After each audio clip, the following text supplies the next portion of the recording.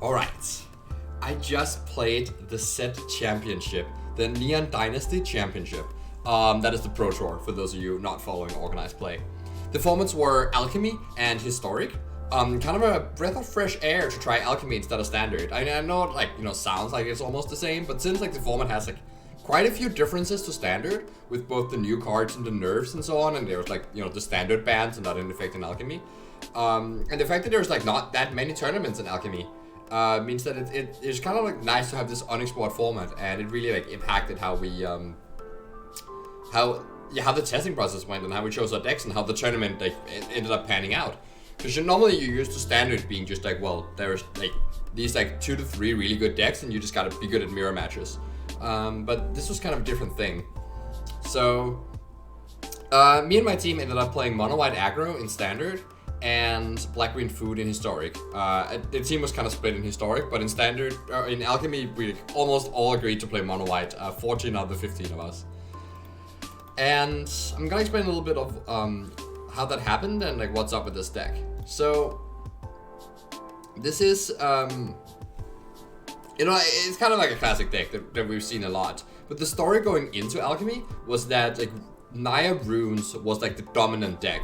I had actually won a qualifier just a couple weeks before the decklist submission in Alchemy, and like that tournament was just overrun with runes. It was like 43% of the field, had a 60% win rate, like very dominating numbers, and it looked like, runes was gonna be really the deck to beat, and possibly like that sort of deck where like you can try and beat it, but you like don't ever really beat it, and if you just like practice runes, you're gonna be really good off. So I was like super happy after winning that qualifier, not only because like winning it was really good, but I also know that I had like locked in my Alchemy deck. I would just work on Historic and like try and get better with runes, like try certain mirror techs and so on. So I was feeling like really good about that. Well, a few days later, on like Wednesday, 5 days before decklist submission, I was going to play like a runes mirror match. As another set of runes mirror matches, just like to practice that. And I was like, oh wait, hold on. We actually talked about this mono white deck that like possibly could be good against runes. Let's just like try and test that, just to like see how bad it is, like if we need to be prepared for that. And then we played one match, and I was like, that was a beating. The runes deck got absolutely slaughtered. Some of our teammates was watching over Discord, and like it's kind of like the atmosphere kind of changed in the room, because like we all thought that we were going to play runes, but like now we just saw what happened here, like this absolute massacre we witnessed. So we got like more teammates to like jam that matchup, mono white versus runes, and after like 20 matches in total, it ended up 19-1 for mono white, which is like an absurdly lopsided win rate. So at that point it was like, okay, well, everything we thought we knew like might be going out the window. We expected like 40% runes at the tournament and like possibly upwards of 40% control. That's what I expected, because it seemed like all the decks that weren't runes that did well were control decks, and it seemed reasonable to me that like people would be thinking that like they could build a control deck to beat runes, even though that just like doesn't work. Runes is really good against control. And like, that was like the really narrow metagame that I expected. And then like we found this mono white deck which really hates on runes because it has like Archon of Emeria. That's like the real like flag bearer here. It basically just like each player can cast more than one spell a turn. The runes like really wants to like go off. It also has like very few basic lands, so your other claws in the Archon matters a lot. The runes deck doesn't have flyers to block this, so it's also like a reasonable threat. Which like does a lot against the deck. And if you combine that with Thalia, which makes all the runes in their showdowns and so on cost more mana, like that's also like really problematic for them. And you have like really efficient removal spells like Skyclave Apparition and Portable Hole, and you also have like Hopeful Initiate, which can remove counters to destroy enchantments. That is super relevant in the format. And on top of that, you just have like a really powerful card like Inquisitor Captain, just like tying it together, like hitting your Archons and your Skyclaves more often. So all in all, like that's why, just every turn you do something that's kind of problematic for the runes deck until they die. It's basically the game plan, and you'll see that in some of the games here. So yeah, well, it beats runes, and even when we played against the control decks, it was like very impressive like how resilient this white deck is. it isn't really a white weenie deck, because like that strategy is usually play a bunch of like 1-drops and like token makers and like, you know, cheap things, and then like you buff them up with things that buff all your creatures. This deck doesn't do that at all. It's not interested in buffing your creatures. It's not interested in synergy, or like not even particularly interested in curving out. Like there's only 4 1-drops in this deck, and the 1-drop is not even that good for the deck. I could play Ushers, but you just don't really care about being aggressive. This is not an aggro deck. I think that is like one of the key aspects to understand how to play this deck in Alchemy, is to not view it as an aggro deck. If you're familiar with the Death and Taxes decks of like Legacy and so on, it's much more like that, or like Hate Bears. We called it mono white control, similar to like how people like Thomas Enevolson have referred to Death and Taxes and Legacy, that it is mono white control. You're trying to like keep your opponent off balance and like interact with them, and you're using the pressure to control them, because like if they're under attack, like they might not have like the freedom of options that they normally would. But you're not trying to rush them down. You're not trying to get them dead as quickly as possible. You can absolutely play a long game. You're often interested in playing long games. You have some really powerful resiliency cards, like the Inquisitor Captain just being like having this like 3/3 vigilance body attached to a creature from your deck is like really powerful. Like in the Clerics deck that we've seen before, you know, they really like the Cleric tagline, but they didn't care too much about the body, because like that deck was all about going over the top of the opponent. Well, this deck, I just like want to like play annoying things and then like have some bodies around that like eventually end up killing you, and preferably while I defend myself. And like that's the, you know, perfect place for 3/3 vigilance that you get for free. You're not playing a card for this. So a great card in the deck. Another great card, and something that I think our team identified as really good, is the Guardian Evangel. Most other teams like didn't even play like very many copies of this card, if any. And yeah, really happy that we actually discovered this. At least we did something right. Because this card is like one of the best, if not the best card in the format, I believe. What makes this card so good? Like, it seems like kind of innocuous. Like, it's a 2-mana 3/1, and like you tap some things. Like, that's cute. You know, like if you're attacking, that's nice, I guess. But it just scales so well with the game. It gives very much like a walking ballista, Hangerback Walker type feel, where it's not ideal to play it turn 2. Usually, like, you don't get anything out of its tap ability. It's just a 3/1 vanilla. You would never put that card in your deck. But the flexibility of, well, sometimes you don't have anything else to play turn 2, and you have your late game set up. So you're like, it would be really nice to just have a 3/1 vanilla here, and then your card can be that. But most of the time, it's a 4-drop, or it's a 6-drop. And like, you know, when you hit the 6 lands and you like play it, tap 3 of their blockers, get in for a huge attack, and like now you have like 9 power on 1 card, and the life total has been reduced by a lot because you got to get in this attack. With like all your, because like you have like these cards like, you know, the Skyclave Apparition and the Thalia and so on that like, you know, annoy your opponent but are not necessarily that good attackers. And like, once you just like clear the blockers, you can get in with them, and like, that damage adds up, especially, you know, when you just summon 3 3/1s on the board. It's also like pretty good like to help you come back in games, and it has a lot of like other small synergies, like tapping the creature and then you can exile it with Wandering Emperor. That definitely comes up sometimes. So just like a really good card. I will note the obvious anti-synergy here between Archon and Evangel, which we thought was okay because we expected the field to be like 40% runes. So like having the downside of having an Archon in your deck and having this non-bow is fine because you can just board it out in the matchups where it's bad. Which is actually like surprisingly good in a lot of matchups because of the like lands coming into play, taps, like making the opponents not double spell is really good against Red Black Sacrifice, for instance. It has like a lot of utility, so that's also why we felt fine playing like 3. Some teammates played 4. Most of us did not agree on the exact same list. I'm running a Kabir Takedown as a 26 land, where other people are running like the 3rd Luminarch Aspirant. So there's like a lot of like room to build this differently. The Aspirant is a card that was nerfed, but we figured out like pretty late in testing, we were just, maybe we should actually try it. Maybe it's still playable, because we just like talked about it as being like banned in this format essentially. And yeah, it's still pretty good. It's not like a 4 of like one of the best cards in the format the same way it is in Standard, but it's still pretty good. Especially like, since you're often a control deck, you're not that interested in attacking. If you don't attack, this card isn't even nerfed, right? Doing it on, if you're just buffing a blogger, it's the same if you do it like begin combat or end step. It's actually better to do it in the end step, because then you might have more info than in the beginning of combat. And you also like give the opponent less info. So yeah, the card is like totally reasonable. And it's also like pretty good in mirror matches, because we soon discovered that maybe we should also be prepared for the mirror match, because like it's not like being okay, well, probably like 5% of the field would be on this deck. Oh, maybe 10%, maybe 15. Like people call me like crazy for saying maybe it's gonna be 15% of the metagame.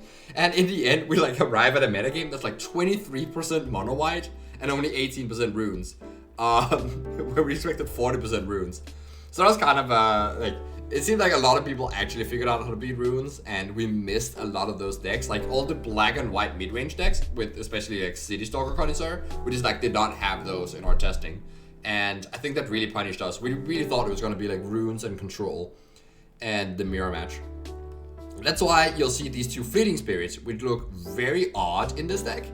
And I would not play them in the, if I were to register the deck again. And not in the main deck, probably in the sideboard still. This card is amazing against control decks. It's just so hard for them. Like, they try and punch spot removal at it, you're like, okay, well, no, like, I'm just gonna discard land, or whatever. It doesn't actually matter what you discard, because essentially you're just turning like every card in your hand into a 0-mana 3/1 that you just get to play. So you gain so much tempo, and like, against sweepers especially, the fact that you're like, okay, well, they try and sweep your board, and you're like, okay, well, blink this out, get it back, animate my Faceless Haven. I don't need to play anything to my board, because I just want to have cards in my hand to protect Fleeting Spirit. And then like after a sweeper like a Doomscore, you still attack for 6. It's like very impressive. And then like the ability to give it first strike definitely can come up, but it's not that important. You will also note that the way this deck is built, it looks like the numbers are very odd for like a white deck. Usually you will see me have like decks that are very crisp in numbers. This deck is, you gotta believe me in this deck is also very crisp in its numbers, in the 75. If you take the entire 75 together, it looks pretty clean. The issue is, like you see like my sideboard here has 11 creatures. That is a lot of creatures in the sideboard. Part of that is Inquisitor Captain. It does need to be enabled. You need to have, like, you cannot board down lower than like 23, but usually they like to be at like 24, preferably 25 creatures that cost 3 or less, because Captain does not count the creatures in play or in exile. So if your opponent has like Vanishing Verse something, and you have 2 creatures in play, and you only had 22 creatures in your deck, well then your Captain is turned off, and that's like not that unlikely to happen. So definitely be aware of the creature count. Sometimes in long games that I get a bit board thoughty, make sure you count. Make sure you know how many creatures are in the deck, because like Arena's not gonna tell you, because great user interface. But make sure you count and that your thing is actually turned on.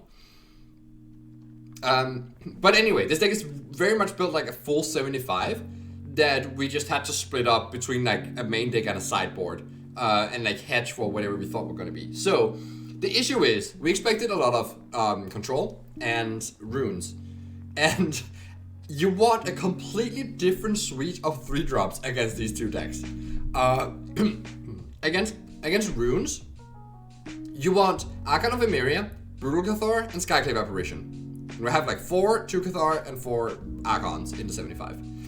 Against control, you want 4 Spellbinder, 3 Adeline, and like some number of Guardian of Faith that can like protect you against sweepers. And then you want Fleeting Spirits, which is a card you also don't want against runes. So essentially, in these two matchups, we're completely like switching out our 3-drops depending on what we're up against. There's no overlap. And that takes kind of a lot of space in the deck. So that's why we see like so many creatures in the sideboard, is because like we're trying to completely alter the way our deck looks depending on these two decks. The only like thing that ties it together is that Thalia is just amazing against both of them, and we have stuff like Inquisitor Captain and Guardian of Angel being just powerhouse cards that also help you like have a coherent deck even though you're making all these big swaps. Other than that, yeah, there's not much to say. the in the end, the deck definitely didn't like end up being a great metagame choice. I would build it very differently going forward. No Fleeting Spirits main, no Archons main, probably like Adeline and 4 Spellbinders in the main deck, I think is what I would do. Though on the other hand, like it's kind of, I don't even think I would play this deck if you don't expect a lot of runes. But if there is a lot of runes in the form, like this deck is it's really good against runes. Like, kind of insane, kind of lopsided that matchup. So yeah, it definitely mostly has its value in that. But even then, like, you know, my teammate Johnny Gottman, also known as Ginky, did top 8 the event with this deck, and it does have a lot of staying power. It's like, you know, maybe it's like slightly unfavored against these mid-range piles, but it doesn't like get slaughtered by them because it's like a very solid deck. So definitely, like, if you're like the aggro decks, like these like monocolored creature decks, I shouldn't even call it the aggro decks, the monocolored creature decks of the format, then like, yeah, like this deck is still solid. Should just be built a bit differently. Anyhow, I will also like include a sideboard guide so you can see the explanation for some of these numbers. And like the top 1 Intrepid Adversary, which I will quickly explain. It's mainly for the mirror match. I just wanted like an extra card that mattered. I had Ao, the big dragon, and I like that quite a bit, but it's kind of slow at 5 mana, and with that sideboard plan, I ended up going a little bit too low on captain hits for my liking. So I ended up cutting the AO for Intrepid Adversary, which is also a pretty big game breaker in the mirror, but can actually be hit by captain. Actually, it's not that good to hit with captain, but more than like it counts towards the number of creatures with captain. Yeah, that is the mono white deck. Let's quickly go over my historic choice, which is black green food. Not much to say here. It's kind of like similar to what did well at the Dast event, and the deck is just like super powerful. I've played food decks before. We didn't spend too much time in historic, but we just like figured out that, yeah, we expected a lot of Phoenix. This deck is really good against Phoenix. Like the control decks now have March of the Light, whatever it's called. That's a really flexible answer that can exile Trail and Oven and so on, which does make the control decks like pretty good against you. But we figured that like the deck was still gonna be good enough against the rest of the field that didn't really matter. And even though control ended up being the most popular deck in the format, I still think the deck was like a fine choice. So that's exactly what it is. I think it's like also kind of a comfort pick thing. But I was really happy that I didn't have to spend too much time on historic, because there was so much work to do in Alchemy. Even though we even though we put in a lot of work, we still like missed so many decks in the format. So anyway, some quick notes. Playing Mortality Spear to kill Teferi, because that's really, really important against control. Curse-bound Witch as the 1-drop of choice instead of the zombie that makes a treasure that the Japanese team played last time. It's kind of neat because it can hit Witch Summoning Cauldron Familiar, so it can sometimes help you set up your thing. Mostly you just need something to like sacrifice to Deadly Dispute, so you have a bit more fodder for that, especially since this version is cutting to Colony Garden. The reason for that is that we now got Boseiju, which is like an incredible land for the deck, killing especially Rest in Peace or like Trail of Crumbs in the mirror, or like Meathook Massacre in the mirror, or like killing portable holes and so on. Like there's a lot of things that come up where like that's actually what's really important to have a Boseiju. So we're running 2 copies of them, but you can't run that many like lands that are just have for green, because the deck is really heavy black sometimes. So that's why we had to cut some Colony Gardens for it. And that means that having like something to sacrifice to Deadly Dispute becomes more important, because we don't just have the plant token as often. Anyways, there's like some other cute lands. We got like Castle Lockwain. It's kind of neat. In the sideboard, there are things going on here. There's some like really nice tech, like the Calling Ritual being good against any Loris deck, like the Mirror, for instance. Even though it blows up your own stuff, it also blows up a ton of the opponent's stuff. And then you gain so much mana, you can just rebuild. Against Auras, also pretty good there. So it's kind of like it's a really sweet sideboard card. I actually wish I'd played a third one. We had one Phyrexian Reclamation, this very odd old card that's somehow on Arena. As like another mirror take. The idea was that you could recur your Luris, you could recur your Outland Liberators, killing their trails. The post-board games in the mirror just like don't go that long. This would be really good in game 1 to have that game plan, like 1 Reclamation, 1 Liberator, if you really wanted to tech for the mirror match. Because in game 1, like they go really long and like this would be incredible good. But post-board, there's so much interaction that the games don't go that long. You don't necessarily have the resources to use this or the time or the life points. Like it's kind of like demanding. So we actually ended up like registering this card and then figuring out after deck submission that the card is not good in the mirror. So we just didn't bring it in. So it's just like a dead card in the sideboard. So yeah, this should be a third culling ritual. You got like Graph Reaver, which is a really sweet set card that kills the fairy. As already mentioned, that is very important. And yeah, that's the food deck. Pretty standard. But these are the 2 decks that I'm playing and that I will show you all my rounds with that I recorded for your pleasure. All right, stay tuned.